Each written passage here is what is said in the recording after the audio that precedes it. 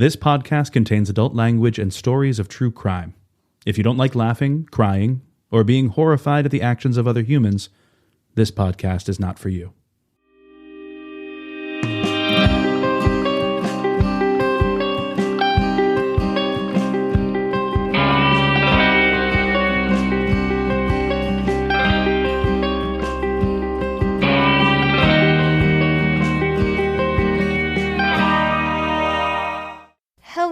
Everyone, and welcome to Season 4, Episode 7, Part 2 of Resolved Mysteries. Hi! Welcome on back. You came on back even though we scared the absolute shit out of you last episode. I mean, I didn't know if I was going to come back. I was on the fence. I was a little too scared. I know you were scared. Everyone's so brave, and I'm so proud of everyone.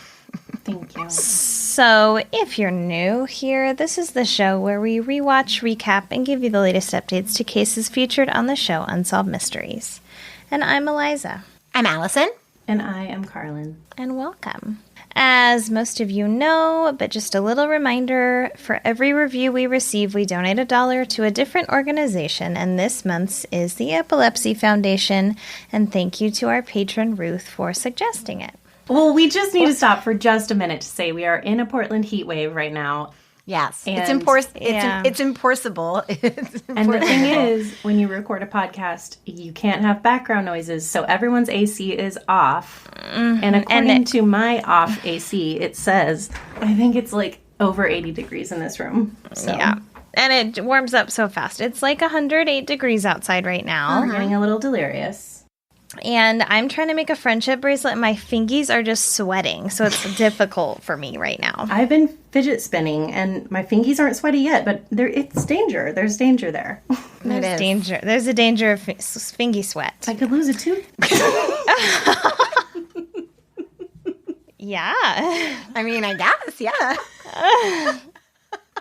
Oh my God. I mean, it's weird that would be your first concern. Spinner. It's heavy. Then be careful. Yeah, don't do that. Listen, I know that you don't want to lose a tooth. I can fully tell you. Guys, don't make me put on a helmet, okay?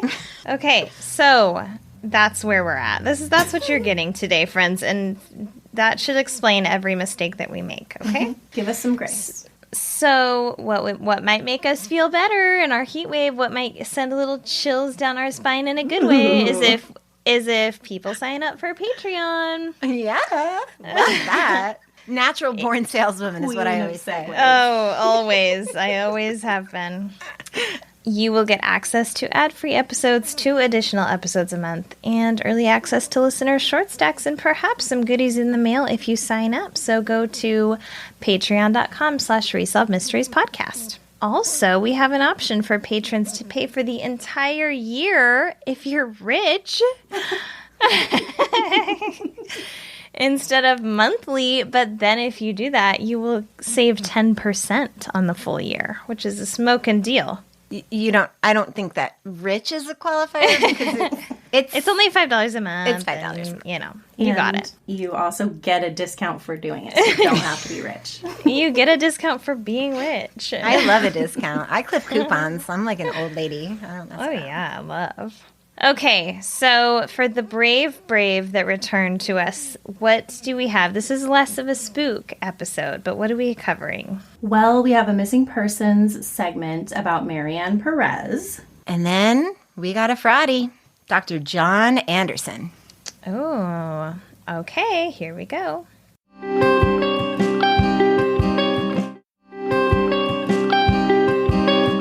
Okay. This is the missing persons segment of Mary Ann Perez. March 25th, I know, you're shaking your head already, and I haven't even talked about it yet. March 25th, 1976, Mary Ann Perez of Chalmette, Louisiana, said goodbye to her teenage daughter, Donna. Donna was going to babysit her younger siblings so that Mary Ann could go out with a girlfriend. Sharon Perez Miller, one of the daughters, says that Mary Ann had told Donna she'd call to check in at about 10 or 11 p.m.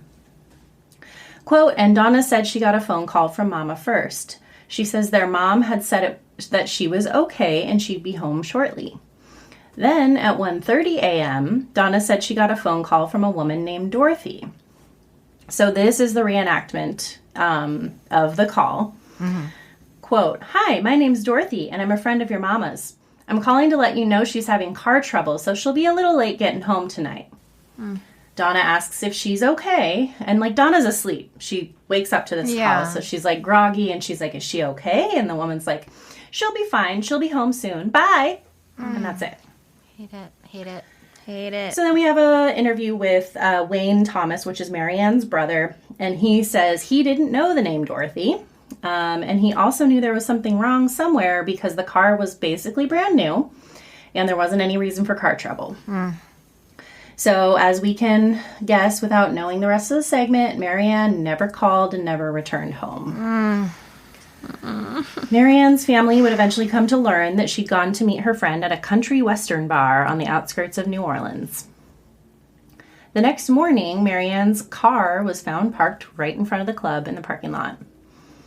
There was no evidence of car trouble in the vehicle, and it was running perfectly. 3 days later, Mary Ann's purse was found at the bottom of Lake Pontchartrain, 10 miles away, weighted down by a brick. We're both just like, Very, this is like the only sound that we're bad making. Yeah. We can't. Yeah. We can't make any other sound for this segment. We're just like, it's too terrible. And there was no trace of Mary Ann anywhere. 9 years passed with Mary Ann still missing. Then, in 1985, the New Orleans Police Department sent a detective to Wichita, Kansas, to question a man named David Courtney. Stack says that Courtney and his wife confessed to a multi-state killing spree, and one of their victims seems to have a lot in common with Mary Ann Perez. there is something so terrifying about a husband and wife duo. I remember our car broke down on the turnpike when I was a little girl, and it was 1,000,000 degrees. It was just like today, and my mom's shitty beater overheated, and we were stuck on the side of the road, and we didn't know if we should walk to a payphone, and this car pulled up, and it was a couple, and we got in because my mom later was like, well, I assumed that there was a woman in the car, so it would be okay. Yes. Yeah. And then you find out, like, all of these crazy horror stories, and it's just, there's something really, as a woman, there's something really terrifying. It's really about that. sinister. I would 100%, if I wasn't a listener of true crime podcasts, would get in that car if I saw that there was a woman in there. Yeah, and you know my mother, she's very savvy, but it was desperation. What are you going to do with this, like a 5-year-old on the side of the turnpike? People are blazing past you. It's 100 degrees, Totally. Yeah. So, just as a side note, the entire segment, they do not say the name of Courtney's wife. Yeah. They just say his wife Yeah, the whole time, weird. which I thought was so bizarre. Yeah. And it turns out her name was Donna. So, I don't know if they left that out because the daughter's name was also Donna. Oh, okay. And they just felt that it would be confusing. But that, I feel, is a very weird choice because she is very much involved in these crimes. Whoa. Oh, man. Okay, so then we have an interview with Detective Bob Lambert, and he says that when he went to Kansas to interview Courtney, he told him about a female he had abducted in New Orleans. He said he'd been driving the highway when he pulled into the parking lot of a country western bar. In the reenactment, he pulls into the parking lot, and the woman is sort of stumbling out of the bar and kind of stumbles right into the car. And he's like, "Whoa, are you okay?" And she's like, yeah, I am, thank you. And he says, "You're not driving that car, are you?" And she says, I've got to get home to my kids. Which also, no, honey, please don't drive home drunk to your kids. Not a good move. I know. Anyway, Courtney says, well, why don't you let my wife and I take you home? He says, she's right up the road. I'm about to pick her up. And she's like, no, I live all the way in Chalmette. That's too far. And he's like, oh, that's no problem. We live in Chalmette. It's on the way there. Gosh. So she's like, if you really don't mind. And he's like, of course, no problem. I'd feel really bad leaving you here in the shape you're in. So she says she probably should and gets in the car. Like, she's being like, you're right. Driving home drunk is dumb. I'm going to get in this car.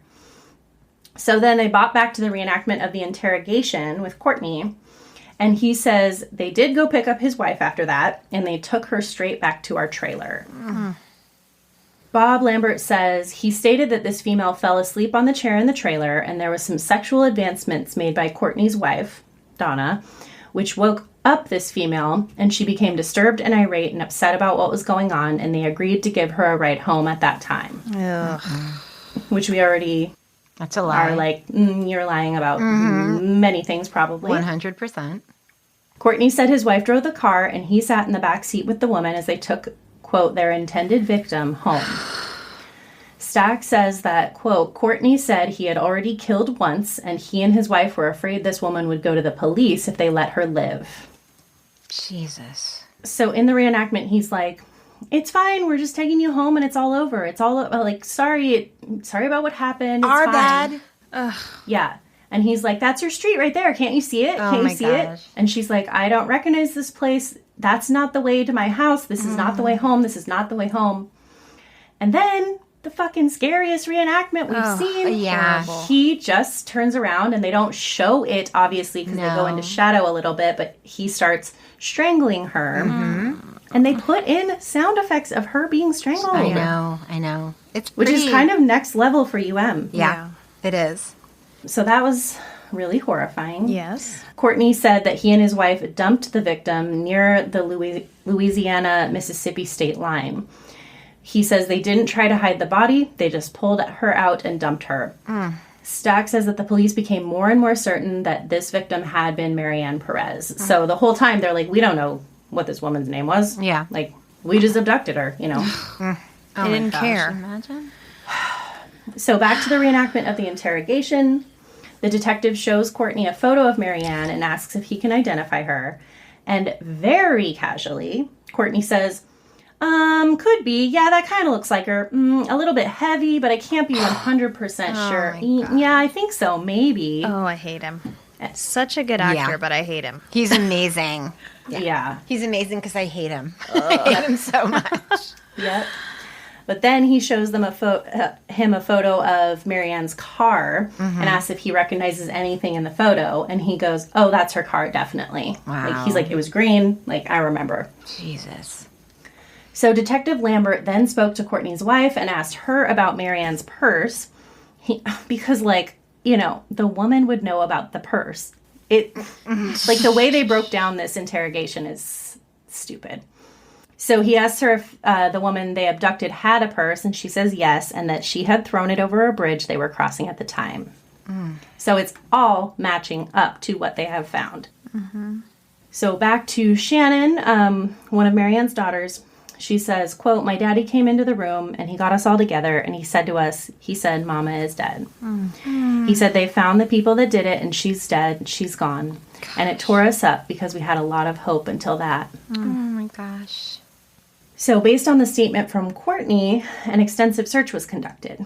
Mary Ann's body was not found, quote, even though all his other victims were found where he said they would be. I mean, that is interesting. Yes. Well, and you're like, how many fucking victims are there? What is happening? Yeah. Well, I just assumed when he said that they had killed once before and they were worried that she was going to go to the police that this absolutely was not a one-off. Yeah. So, Stack tells us that Courtney's were never charged with Mary Ann's murder. So the hope that maybe she was alive was still there. In 1990, Mary Ann's case was brought to light again. 15 years after Mary Ann's disappearance, the wife of her oldest son, Elward, received a phone call from a woman who claimed to be Mary Ann's best friend. Sean Perez, Elward's wife, who looks about 18 years old, says the woman asked to speak to Elward, but he wasn't home, and she didn't want to tell the stranger he wasn't home. Smart girl. Yep. So she says if the woman won't tell her who she is, she won't let her speak to Elward. And the woman says it's about Mary Ann. And this little southern sweetie says, what about Miss Mary Ann? I know. And she says, Miss Mary Ann is still alive. So reenactment of the call. Quote, I'm calling for Mary Ann because they won't let her call. Mary Ann can't remember. Look, do you have Donna's number? So the daughter-in-law says she doesn't have the number. The caller, according to Stack, was emphatic and said she wouldn't be able to call again because Mary Ann wasn't allowed. Quote, I'm telling you, Mary Ann is still alive. I don't understand why you don't want to help her. And then she hangs up the phone. Oh my gosh. So Wayne Thomas, Mary Ann's brother, says that made him feel more positive that maybe Mary Ann was alive. He says people have said it might be a prank call, and he's not sure, but he knows that if she is alive, he wants to find her. He says the whole family would like to have her come home. So Stack tells us that authorities think that it's nearly impossible that Mary Ann could be alive, but he says Mary Ann's family holds on to the chance that David Courtney, who swore he was drunk at the time, maybe didn't succeed in strangling her. Oh, I hadn't thought about that. Yeah, so Shannon says he murdered several other people and their bodies were found, so that gives us some hope that maybe he might have strangled her unconscious, thinking she was dead, and threw her out. Mary Ann's brother Wayne says maybe she had amnesia or something like it. And maybe some of the brain cells were destroyed and she can't remember who she is or what she was, and coming to sometime after the Courtneys left and just wandered out. That made me so sad. So Shannon speculates maybe she got up several hours later. Maybe there's a slight possibility that she is somewhere out there. Stack asks, did Mary Ann Perez miraculously survive, the victim of amnesia, or did David Courtney kill her? And this is asked over a mugshot of Courtney, who looks very scary. Yes. And Stack says Courtney is currently serving a life sentence for the confessed murder of one of his other victims. Wayne says he flip-flops between thinking Courtney did murder Mary Ann and thinking he doesn't know what happened to her. But he says she's gone and has been gone for 15 years, and he doesn't know if she's dead or alive. Shannon says we love her, we miss her, and we want her back. That's all we want. And if she's gone, we still want a gravesite to put flowers on. Stack tells us that as of the airing of that segment, the family has been waiting 15 years to learn what happened to Mary Ann, and they're hoping that Sean Perez will call again. He says Mary Ann's family wants the caller to know they are eager to cooperate. Quote, each one of them holds on to the hope, no matter how illusory, that one day Mary Ann will come home. And then Stack does like a physical description of Mary Ann, and they show an age progression photo of what she might look like at 48. But then there's no update. Yeah. No. That was disappointing for sure. That Always is. made my heart sink. Okay, so let's talk about David and Donna Courtney. Ugh. Do we have to? No, I'm just kidding. Yeah, I know.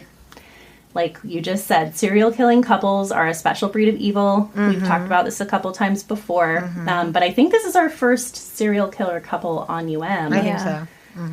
And while the segment is about Mary Ann, how can we not want to know a little bit of the history of this dick bitch duo?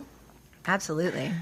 So the details available out there are surprisingly minimal for like how surprised I was that this was a serial killing couple segment. But I do have info on the arrest of the Courtneys.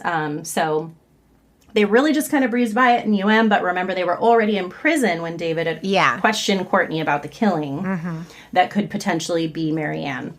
So in 1979, 5 days before Christmas, the body of 20-year-old Tamara Lynn Taylor of Wichita was found frozen with a rope around her neck in a ditch 2 miles into Harvey County. Jesus. 4 months went by with no answers as to who had killed Tamara Lynn. But in April of 1980, just before dawn, 2 police officers ran a license tag check on a van they saw. Like, I think that's the thing police do. They just will periodically scan a plate and be like, what's up with this? Oh, yeah. Especially if you're stopped at a stoplight and they're behind you. Like, they're just sitting there, so they're going to run your plates. So they do this, and it turned out the tag was registered to a different vehicle than it was attached to. The officers followed the van to a driveway in Wichita. The police stopped the driver, who turned out to be David Courtney. Courtney gave them permission to search the van. Inside the van, the officers found a box of .38 caliber bullets, and Courtney was wearing a .38 caliber Colt in a shoulder holster under his coat. Also inside the van were 2 letters. One was in a sealed envelope that had been addressed to the district attorney. Weird. The letter, written by Courtney, obviously, said that he hoped to be dead by the time it was read. Wow. Courtney told the officers he was planning to, quote, blow his head off. Yeesh. The letter also detailed Tamara Taylor's kidnapping and killing. Whoa. And it also gave details of a robbery Courtney had committed in Phoenix, 2 more people he had killed in Houston. Oh, my God. Which were, it took me a while to find, but it was a gas station attendant that they robbed and then killed, and a, quote, vagrant, see houseless person, that they had also killed. Whoa. And a New Orleans kidnapping and strangulation, which, as we know, Wow. points to Mary Ann Perez. Huh. So since obviously the police were there with Courtney, who is very much alive, he also just told them firsthand his account of Taylor's murder. Wow. So the couple, Dick Bitch and Dick Bitch, what are their names? Donna and, what is his name? David and Donna. D&D. The couple had only moved to Wichita a year earlier, and they were, quote, drifters, which I think means they just drove around being disgusting together. Oh, yeah. All over the South. Oh, yeah. So this was a gross piece of info I found from one article. David Courtney said his wife was fascinated with the idea of murder. Oh. Quote, he said she asked him what it would be like to kill someone, according to statements from Wichita police. Yeah, so to me it sounds like they would literally, like, that was their pastime, was just driving around looking for victims. Oh, my God. So Tamra Taylor had been hitchhiking and headed to visit her boyfriend in El Dorado. The couple picked Taylor up and brought her to their mobile home, where for 3 days she was handcuffed to a bed. Oh, my God. Quote, so that Mrs. Courtney could have sex with her. Oh, my God. So that just made me think Mary Ann was brought to their mobile home. But this is 3 years later, and this time they're using handcuffs. So it's like they're getting more professional at it. Wow. The Courtneys then drove Taylor to Oklahoma, where they had planned to kill her. So they would, like, do this. They would drive state to state to, like, kill someone and dump the body. But for some reason, they ended up coming back to Kansas. We don't know why that decision was made. But as they were driving, David strangled Taylor with a rope while Donna drove the van, just like David strangled Mary Ann with a hanger while Donna drove the van. So they are very much, like, doing this the same way. After this, David Courtney was obviously arrested, and Donna Courtney would be arrested later that morning at a friend's house. The original arrest was based on them knowing about the Tamra Taylor murder. Like, obviously there were many confessions in this letter, but the Tamra Taylor one, they were getting that firsthand confession, and so that's how they get arrested. And then they start putting together the pieces and realizing that they are the prime suspects for Mary Ann's case as well. Oof. So 2 days after the arrest, David Courtney slits his wrist with a razor while he was in the Sedgwick County Jail. Whoa. The sheriff's office stated that a convicted arsonist saved his life by tearing up a towel and making a tourniquet. Whoa. So one of the other prisoners was like, nope. So by July 1980, Courtney had pled guilty to first-degree murder and was sentenced to life in prison. Donna pled guilty to aiding and abetting first-degree murder and was sentenced to life.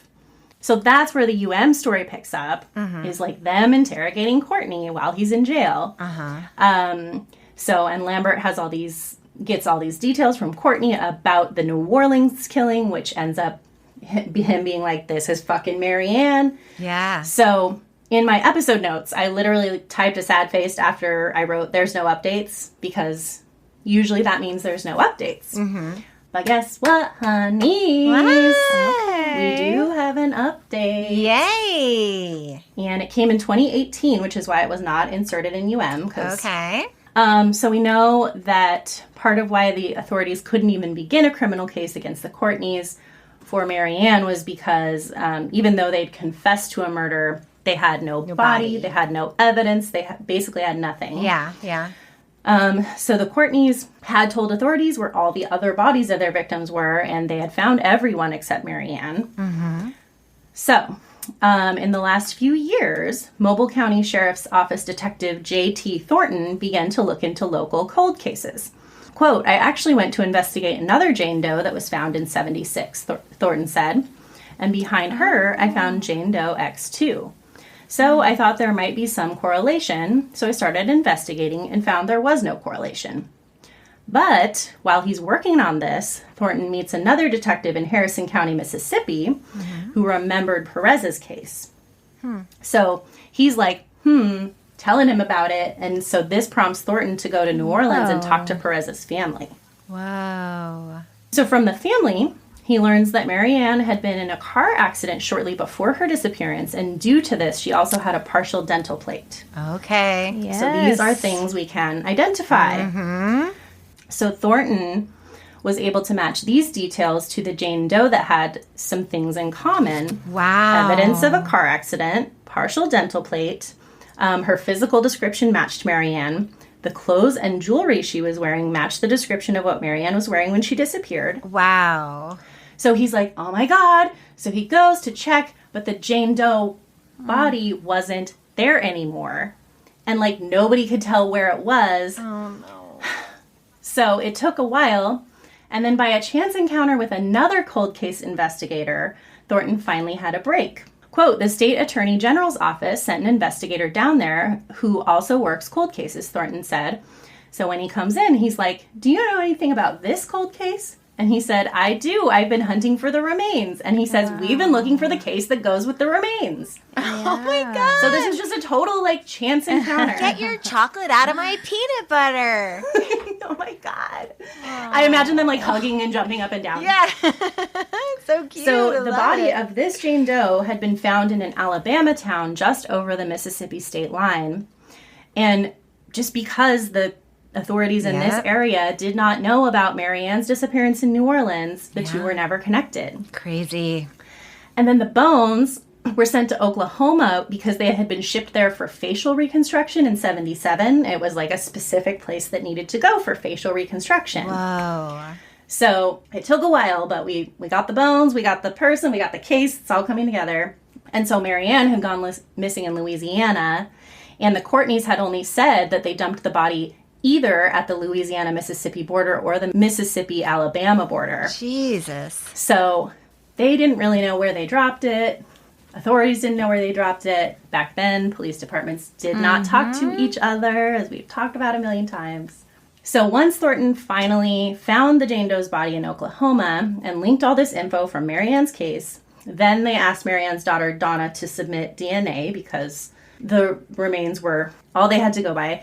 So she submits a DNA sample, and then in 2018, the DNA test positively identified the remains to be Mary Ann. Wow. The teamwork. What a saga. Oh my gosh. I know. It's wild. Wow. And that was just in 2018, and there are no articles following that. So I believe this is all still being worked on. Okay. So I just have a couple updates to the Courtneys. Okay. Donna, as we know, was sentenced to life, but then the law, which she was sentenced under, changed. So she became eligible for parole 2 years after because of good behavior, which is like not okay. No, that is And there was not like, good. it was like in the headlines because people were like, no, this is not okay. No. But thankfully, she ended up not being released until 1988, which is still too soon. No, yeah, she's a predator. Yep. And then she wasn't off parole until 98. So way not enough time for that. But she reportedly died about 20 years ago. Goodbye. Yep, goodbye. As of the 2018 article, it said David Courtney has been serving his life sentence since 1980 at the Lansing Correctional Facility. At the time of the article in 2018, he was 74 and in a work program. So he'd now be about 78, and his earliest possible release date is May 1st, 2022. Too soon. Next year. So that's disgusting, because even if he's really old and can't murder anymore, he Doesn't matter. deserves to die in prison. So I hope that he does, and I hope he gets another criminal charge for the murder of Mary Ann. Yeah. Yeah. Because there's a body now. Right. Now there's a body and there's probably a DNA match. She confessed. I mean, he's got the story. He told the story, so. Yeah. Yeah. Oh, Cool. wow. Wow. Nice work. I I love a didn't late expect it. Oh update. my gosh. They're I my can't believe favorite. these gross people. I know. It's so disgusting. Special place in hell for people like that. Good job.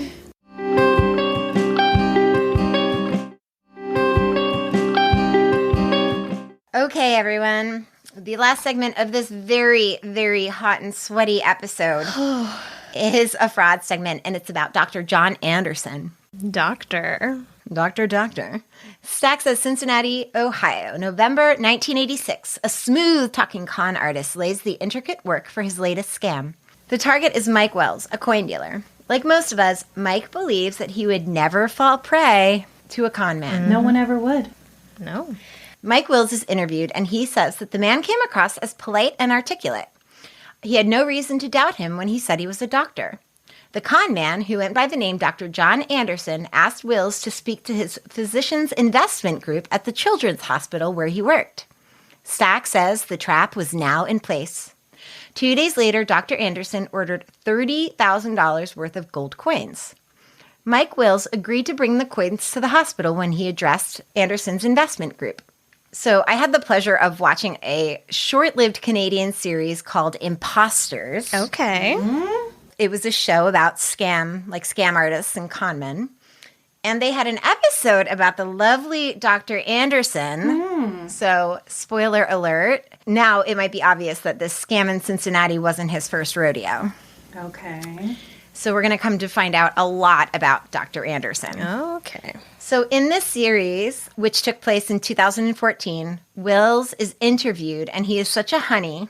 He says that Dr. Anderson always looked like a dapper Dan. He said he was a little roly-poly, but he always looked really good. Okay, underhanded compliment. Backhanded. Wills really liked him, though. He said something like, he would buy me coffee and sandwiches, and I would buy him coffee and sandwiches. And they would talk about coins and golf. Wow. And Wills says in 2014, he can't talk about him and not smile.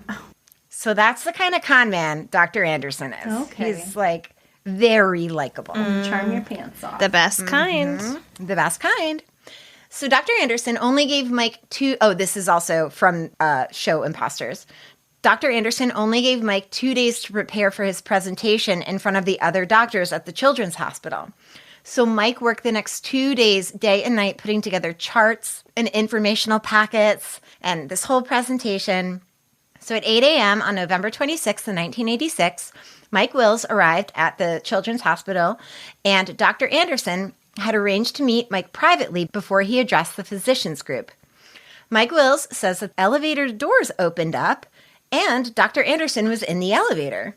So Mike gets onto the elevator, and they go up, and Wills says there were 2 other doctors in the elevator, and that Anderson wasn't having conversations with them, but as he got off, he acknowledged them and said, "See you later." Which is so smart.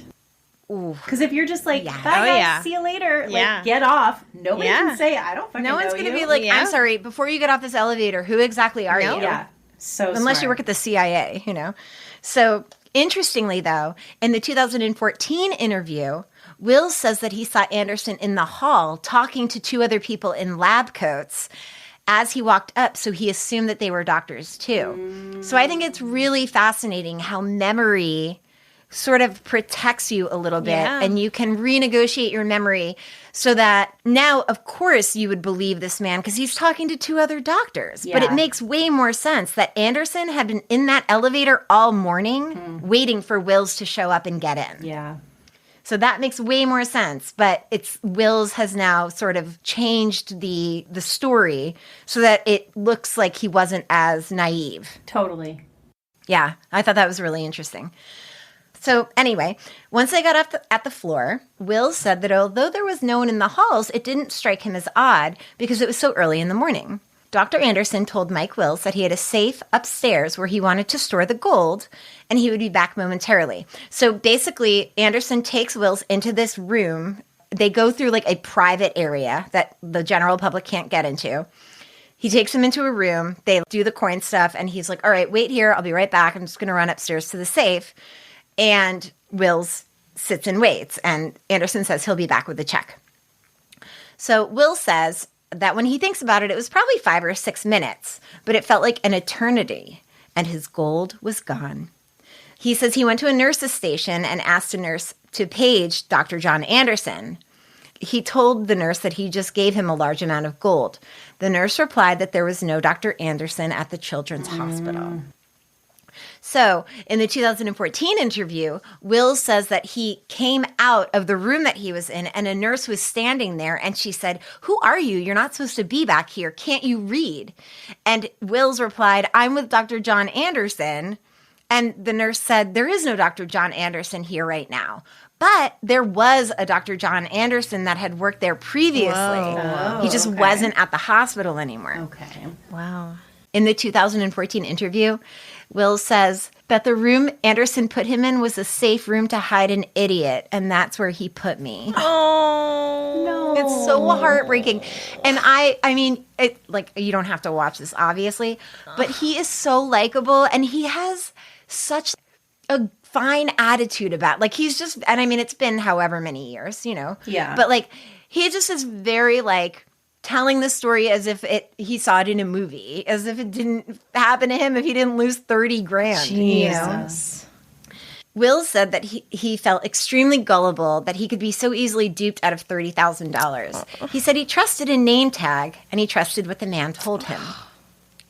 So Stack says 3 years later, Dr. Albert Evans, notable for his girth, I know, I was rude. Showed up at a coin shop in Albany, New York. The doctor had made several small purchases from the coin dealer named Wendell Williams. Then Williams received a $45,000 gold coin order from Dr. Evans via Federal Express. Essentially, Dr. Albert Evans had made a series of small purchases from Wendell Williams. Then he calls up Wendell Williams and he says, I want essentially like $80,000 worth of gold. In the interview, he said, I wasn't going to buy that kind of gold, but he wanted to see how Evans would respond when he came in, and Williams essentially told him no, Mm-hmm. So Williams says that on Saturday, November 4th, 1989, when he was waiting on other customers, Evans came in and asked if Williams had his gold. But Williams told him no. So Evans starts asking about Rolex watches, and Williams says, no, I sold that. And then Williams kind of like, I think, feels a little bad that he didn't place the order. So he says, all right, I've got some gold. Like, I've got some gold for you in the back.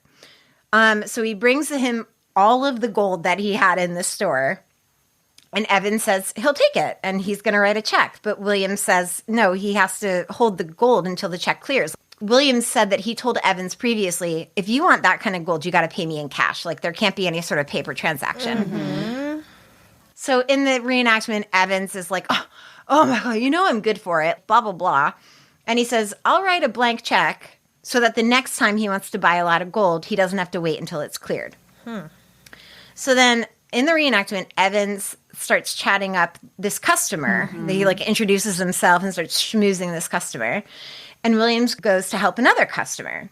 With Williams distracted, Evans tells the other customer he's speaking to that, I got to get back to the hospital. So he tells him he's going to leave the checks with the customer and asks the man to make sure Williams gets them.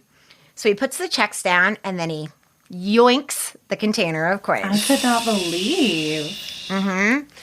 But in the 2014 episode that I watched, Williams is older and wiser, and he tells the story that, yes, Anderson was chatting up a customer, and he makes sure to mention that the customer was a PhD, like a doctorate, like a very intelligent person. And he's like, he even had him fooled, but he left the check, and this is such a heartbreaker, with a junior employee. So Dr. Evans is standing there talking to this customer who's a very intelligent coin collecting doctorate man or whatever. And then this little kid, right, this teenage boy is across the counter and they're having a conversation. Mm-hmm. So Williams is on the other side of the store. And then what does he say? Oh, Williams says that he saw Anderson's large rear end walking out of the store and he got nervous.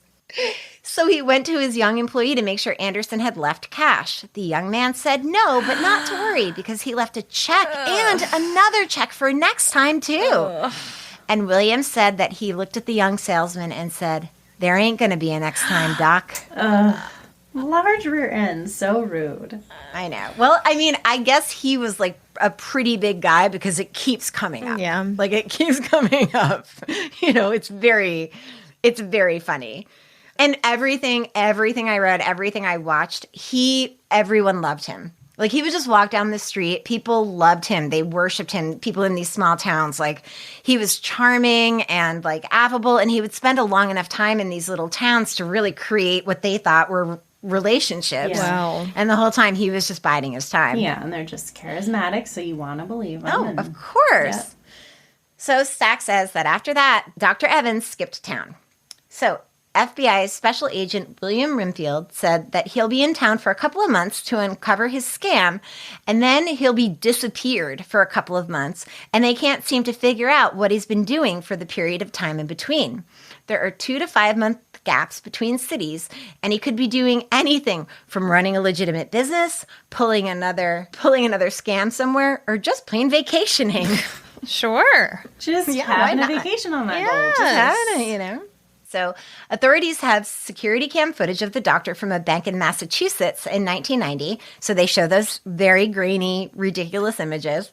The authorities do not know the man's real name, but they know that in addition to Anderson and Evans, he's also used the aliases Dr. John Miller, Dr. Michael Baker, and Dr. Brown. Not to be confused with Doc Brown from Back to the Future. I was thinking that too. Do not confuse. Do not, okay? Because that Doc Brown is amazing. All right. Update. So a viewer tip helped authorities identify Michael John Sabo as the con man. He escaped prison in 1979. Sabo spent time behind bars in 5 states on a variety of convictions, but has since been released. Okay, so here's my update. Have you ever seen the movie Catch Me If You Can? Yes. Steven Spielberg's movie? Okay, so that's Frank Abagnale. Yeah. He's Yes. very famous. Apparently that movie was almost about Michael Sabo. Whoa. What? Michael Sabo became notorious in the 1970s and throughout the 1980s for successfully forging bank and government checks, as well as the forgery of stock and bond certificates. Sabo also obtained executive status for certain blue-chip companies, made counterfeit payroll checks, scammed numerous major hotel chains, and also obtained gold coins fraudulently. He stole over $10 million throughout the course of his criminal career. Whoa, so he was high rolling. The FBI and Interpol have confirmed over 100 false identities that Sabo has used throughout his white-collar crime spree.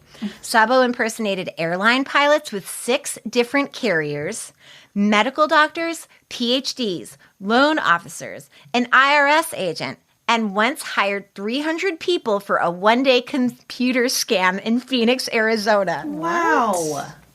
Just 6 weeks after escaping from a federal prison, he was hired as a deputy sheriff while on the run from the FBI.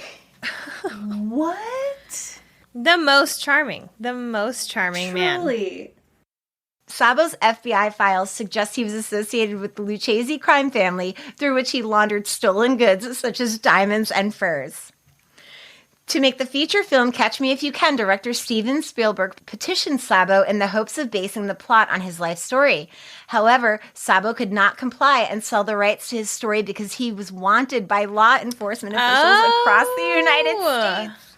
Bummer. Spielberg then opted to use Frank Abagnale as the primary character in the movie. Wow. On the lam for 13 years, he posed as a doctor, psychologist, airline pilot, donning pilot's uniforms for TWA, Allegheny, Delta, United, and made his way from state to state, conning merchants. Wow. While on the run, Sabo had plastic surgery in Florida to the tune of $15,000 on his face. Wow. At the time, he was using another person's identification, that of a man who was living in a Veterans Administration nursing home in Pennsylvania. He had 8 procedures done on his face, including a facelift and implants of cheekbones. Wow. Oh my God. In June of 1989, Sabo passed himself off as Dr. Alfred P. Evans, a psychologist, and opened an account at the then North Star branch at the Empire State Plaza. 4 months later, he deposited 2 worthless checks totaling $53,000 from a bank in Cincinnati. That November, he wrote a check to Sears Computer Center at Colony Center. So the town is Colony that he was actually in. It wasn't Albany. It's a little town outside of Albany. That November, he wrote a check to the Sears Computer Center at Colony Center for $41,000 for 10 laptops, telling the store clerk that he was doing research for the prison system and had other psychologists interviewing inmates. The bank paid Sears and later learned the checks were worthless. Oh my God. I wonder, sorry, just to go back to the plastic surgery for 1 second. I wonder Of course you need to. I know. I It's wonder okay. if he like brought this guy's ID and was like, can you make me look like this? I don't know. Yeah. Hello, if you're a I don't plastic know. surgeon, that's a red flag. Also, like 1980s facial plastic surgery makes me very uncomfortable. In Florida? In Florida. Yeah. I mean, now Miami is like one of the best places to get work done in the country, Sure. but back then, probably Yeah. not. Oh my God. So in Colony, New York, Sabo gave Fritz Jewelers a check that later bounced for $51,000 for a 4.5-carat diamond ring and took 6 Persian rugs valued at $22,000 from Jaffrey Oriental Rugs Limited, arranging to be billed later. In Albany, Sabo bilked Ferris Stamp and Coin Shop of 80 maple leaf gold coins, passing a worthless $31,000 check. In one day, he was able to take the local business owners for $150,000. That's almost $325,000 today. What? One day. Good. Mm-hmm. Wow. So Sabo traveled around the country setting up false counseling practices and then used his title and office to gain people's confidence and take their money.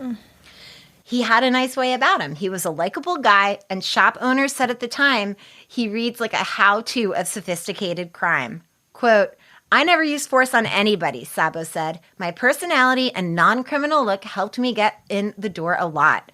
The only time I ever had a gun in my hand was when I was in the military. I bought suits and I tried to play the role. He drove a 1988 Corvette and had a downtown Albany executive suite. He recalls that the late Albany County Judge John Turner told him that, quote, the deadliest weapon I ever had in my hand was a pen. Oh, wow. During his crime spree in New York, he was living in a suburb of Springfield, Massachusetts. Quote, it was easy for me to do my little thing and then go on home, he said of Albany County. When he was captured in the motel room in Roanoke, Virginia, federal authorities said that they think Sabo was just passing through Roanoke when he was captured at the Days Inn on Plantation Road. But Marty Cizik, who is the police officer that's interviewed in the segment, says he's not so sure. Quote, if I know Dr. Evans, Dr. Miller, and Dr. Anderson, he doesn't waste any time. He was probably setting something else up. So up until that point, the UM airing, authorities had been looking for him under the name of Alfred Evans, but a fingerprint on a check passed in the Albany case had matched a print identified as Sabo's. So Sabo was arrested without incident, and they said that Sabo immediately admitted his identity and said he knew that he was being sought on the fraud charge just in Albany, though, but he was wanted everywhere. So, like Frank Abagnale, Sabo had his own nemesis. Chasing his tail, always one step behind him, Martin Cizik. So Sabo was one of those guys that cops don't easily forget, and Cizik refers to him as, quote, the infamous Dr. Evans. What was unique about him was that when the case started, it was routine larceny, a diamond theft, but there was something different I just couldn't put my finger on. The detective also knew him as Dr. John Miller and Dr. Brown. Quote, I stayed with it, and I chased him for 2 years. He sent some checks from Cincinnati, and when I started putting these different cases together, I said, this is the same guy, and that's when we started to hunt. After receiving complaints from Albany County merchants that they had lost thousands of dollars to a man they trusted and liked, Cizik suspected that this man had been involved in more than just the Albany area con jobs. Rather than working it as a local crime, he drew up a case analysis and submitted it to a national police computer network that existed at the time called Magloclin. The computer system took this case and matched details about the suspect's method of operation against that of other unsolved cases in the database. The system identified 12 similar cases around the country, beginning with one in Asheville, North Carolina in 1987. In each case, a man would set up a practice as a psychologist, complete with an office, a secretary, a telephone answering system, and fictitious diplomas on the wall. In Albany, the, quote, doctor never saw a patient, Cizik said. And then in the 2014 show that I watched, they interview the man who he stole the Persian rugs from, the expensive rugs. And the man went to the office, and the secretary was there, and she's boxing up her stuff. And he says, where's the doctor? He owes me money. And she said, oh, no, he's not a doctor. Oh. And the guy was like, what? And she's like, yeah, no, all of this is fake. He's not a doctor. We don't know who he is. And he was just like, oh, my God. Wow.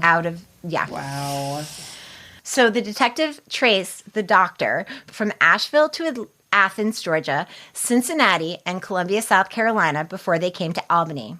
And then Cizik said that he found similar cases in California, Nevada, and then back up the East Coast to Massachusetts and Maine.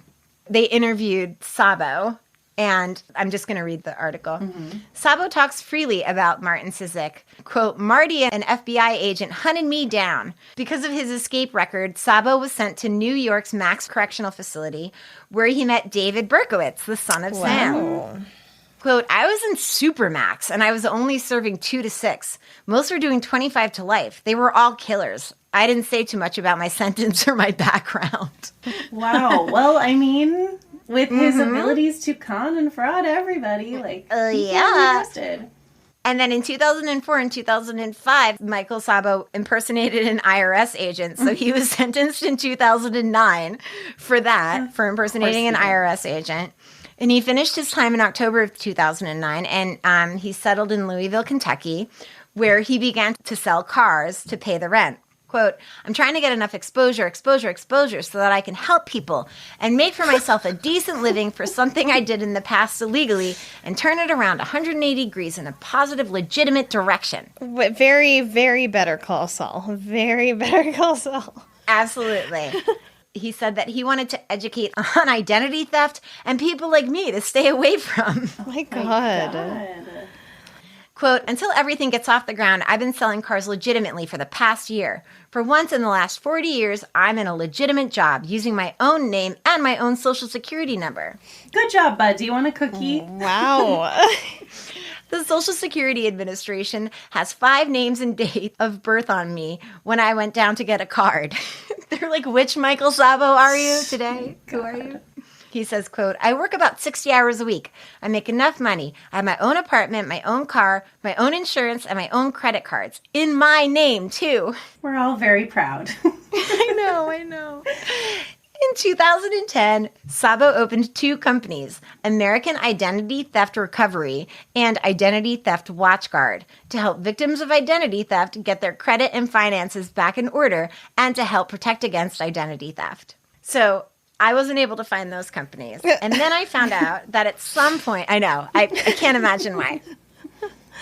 And then at some point, I found out that Sabo became the founder and executive director of Prison Consultants of America, a consultancy firm for white-collar crime. Sabo lectures and consults on identity theft, fraud, etc., but he mainly assists white-collar drugs and sex offenders to, quote, navigate the complex prison system, as he puts it on his website. Elsewhere on his website, you get the unvarnished truth. Quote, without understanding prison life, you could risk a 25 to 30% chance of getting killed, a 10 to 15% chance of getting raped, a 30 to 40% chance of getting stabbed, and an 80 to 90% chance of getting beaten. Oh my. Okay. What are these statistics? So then the last thing that I read was Sabo in the interview said, and they're making a documentary about me, which is how I found my way to this amazing imposter series. There's 6 episodes. I'm going to watch them all if they're all as fantastic as this. But yeah, I don't have any recent updates on Sabo. He's been a little radio silent since 2014, but I can only assume that he is living that straight and narrow life, honey. Of course. Never will he go back. Never will he go back. He is here to help educate you against people like him. And I love it. Wow. I am here for it. So, I mean, he's using what he knows, right? I started researching him, and I was like, after the Hardin house, I was like, you've got to be kidding me. You've got to be kidding me. Just so many legal documents, so many court transcripts, so much. I was like, this can't be happening. How did a stupid fraud segment turn into Catch Me If You Can? Yeah, how did it do it? Complete with a nemesis law enforcement guy on his tail the entire time. Only for you. Only for you, Alison. Oh my gosh. So yeah, that is the story of Dr. John Anderson, a.k.a. Michael Sabo. Oh nice job. Congrats on getting through episode 7. Oh my God, thank you so much. Truly alive. It was a trap. The whole episode was a trap. It was a trap. Absolutely. I was conned. Truly. He's still conning us. Sabo, damn you. Sabo. If you're a longtime listener to the podcast, you know that I love to be creeped out. We love our ghosties and our aliens and the paranormal and haunted houses. We're here for all of it. And if you're like me, which you probably are if you're listening to this, you love a ghost story too. And that's why I have a podcast I think y'all will love. It's called Scary Time. Scary Time is a weekly podcast where an independent creator comes on and tells stories of the paranormal, ghosts, monsters, hauntings, creepy places, enchanted objects, aliens, and more. The best part is if you like the creator of that episode, you can follow them for more great content. So it's a great way to find new podcasters and new podcasts that you'll love. When I checked out Scary Time, I was so pleasantly surprised to see some creators that I already knew and loved, and I found a bunch more that I didn't even know about. I recently listened to an episode about haunted amusement parks that was created by a guide to the unknown, and it was so good. It was so interesting, and it was really creepy. So this podcast is great because it's a little bit of history, a little bit of locational information, a lot of spooky, scary stuff. It's a lot of fun. You can find Scary Time on any podcast app, so check it out if you dare. Should we tell our friends about our collective feelsy? Oh, friends, besides feeling the sweat dripping in all of my crevices, we also have a feelsy and a sharesy that's collective. Yes. Let's try and say it at the same time. Okay. Ready? 1, 1, 2, 3. Summer vacation. A break. Okay, you heard it here. That's it. We're gonna be gone for a while out of your ear holes. Getting a month off. Well, we're getting 5 weeks off. Whew. Yeah. Dream. Mm-hmm. So we'll be back though at the end of August. So keep subscribing, please, and join our Patreon if you're gonna miss us. Yeah, if you're a patron, we're never gonna go away. No, always gonna be in your ear holes. You will never. We've got some summer spooks for you over there too. We do. We've got some cryptids. Oh my god. Cryptids. Spooky Karlin creature, and I spooky went creature. full cryptid for the summer. I love it. Yeah. I'm so excited. So we will miss you, but you can still see us on all of our platforms, which I'll mention in a minute. And we're just excited. That's our Sharesy Feelsy. Alison especially works. We all work very hard, but Alison especially deserves a break from recording, researching, doing the website, and editing the podcast.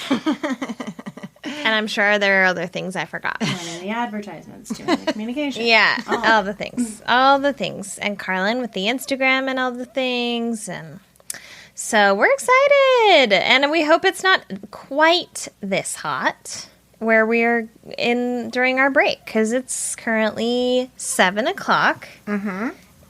And 104 degrees. That's disgusting. Yeah, y'all, 1:15 in Portland is unheard of. Yeah. It's terrible. Climate change. Global warming.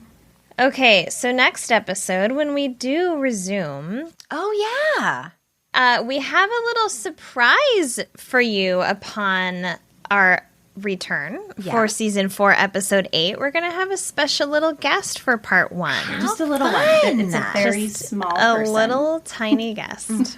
He's actually a very tall person. So that's going to be a fun little surprise. Are you going to say who it is? Or No.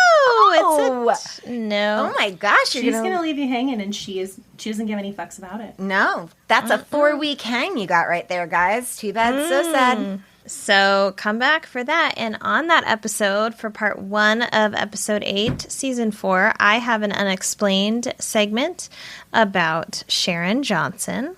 Oh, and y'all, we got some Pearl Harbor stuff happening. Oh, too. What? Really? Whoa. Oh, yeah. It's weird. Pearl Harbor and unexplained. Okay. And then we have an unexplained death of Roger Dean.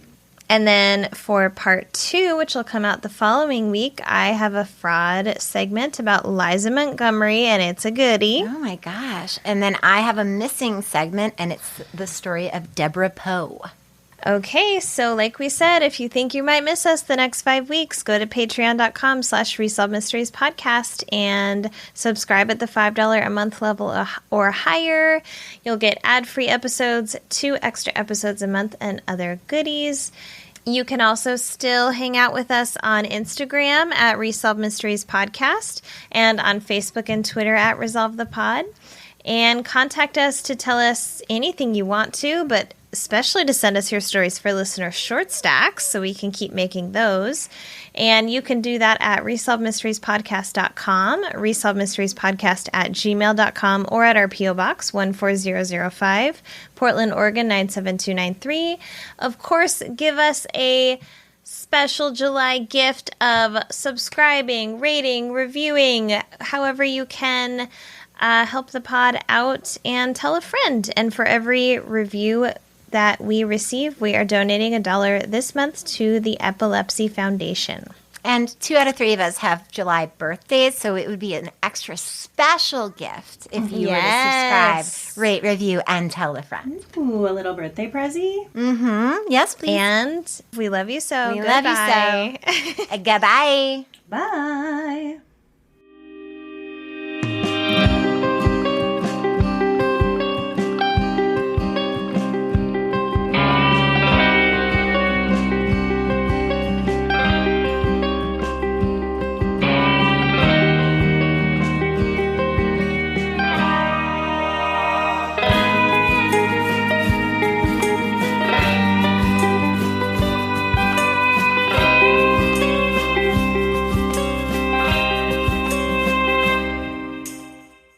The target is Mike Wills, a veteran coin.